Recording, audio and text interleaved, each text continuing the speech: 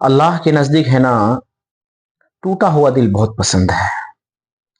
جس دل کو لوگوں نے ٹھیس پہنچایا ہو، جس دل کو لوگوں نے تکلیف پہنچایا ہو، جو چیز جتنا ٹوٹتا ہے نا اس کی قیمت بڑھتی ہے.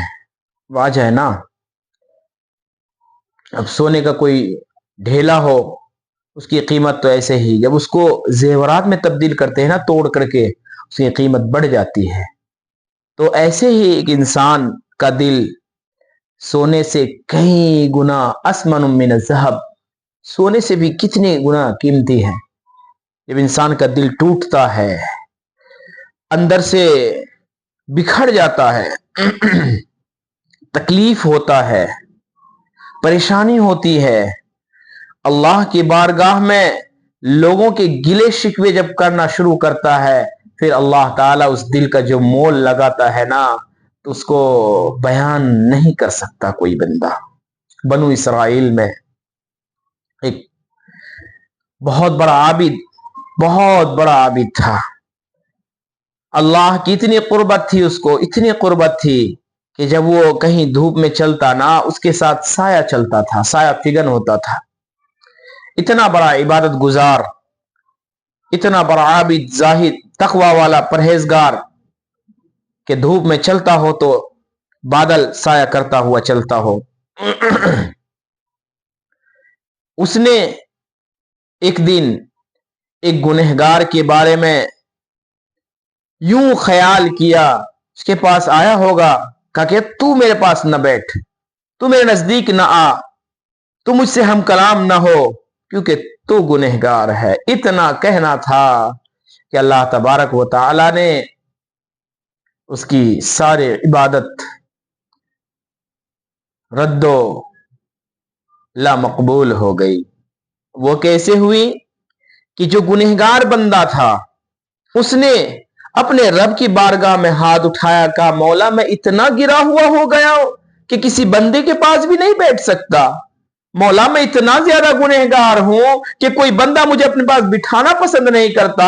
اے ربا تو بھی ناراض ہے کہ تیرے بارگاہ میں ہاتھ اٹھاؤں، تو بھی دھتکار دے گا. ربا تیرے در کے سوا میرا کوئی در نہیں ہے، تیرے سامنے میں نے ہاتھ پھیلایا ہوا ہے، اپنی سارے کیے دھرے کرتوتوں پر میں شرمندہ ہوں. ربا مجھے معاف فرما دے، ربا مجھ سے دوستی کر لے. اتنا کہنا تھا اس گنہگار کے دل سے جو آہ نکلی تھی، دل جو ٹوٹ کر سکنا چور ہوا تھا، دل جو ریزہ ریزہ ہوا تھا، اس دل کی جو آہ نکلی نا مولا کریم رب کریم کی بارگاہ کو جا کر کے دستک دی اس آہ نے.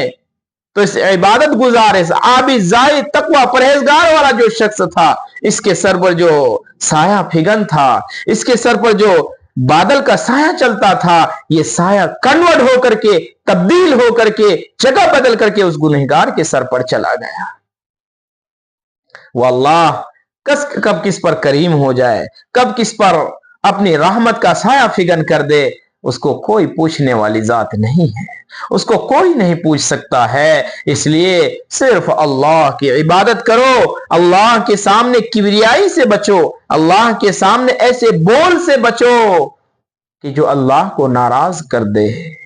اللہ کے سامنے ایسے الفاظ نکالنے سے بچو کہ کسی کی آہ ہمیں لے ڈوبے، کسی کی آہ ہمیں برباد کر دے، کسی کی آہ ہمیں ڈبو دے دریا دلدل کے اندر.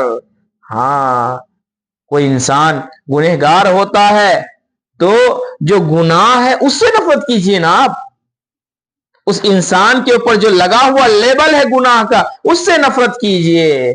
آپ کو گناہ سے نہیں بلکہ گناہ سے نفرت کرنا چاہیے. بس کی یہ کوشش ہونی چاہیے کہ میرا بھائی اس گناہ میں ملوث ہے، میرا بھائی یہ بری عادتوں میں ملوث ہے، میں اس کو کیسے باز لاؤں. ان عادتوں کی برائی ان کے سامنے کیجئے تاکہ وہ بھائی، تاکہ وہ آپ کا مسلمان بھائی، تاکہ آپ کا کوئی بھی انسانیت کے ناطے پوری انسانیت میں کوئی بھی ہو، اگر اس کی عادات خراب ہو تو اس کی خراب عادتوں سے آپ نفرت کیجئے، اس شخص سے نفرت نہ کیجئے. کیونکہ اللہ تبارک و تعالی کی ذات کب کس کو قبول فرما لے، کب کس کو دھتکار دے، کہنا مشکل ہے.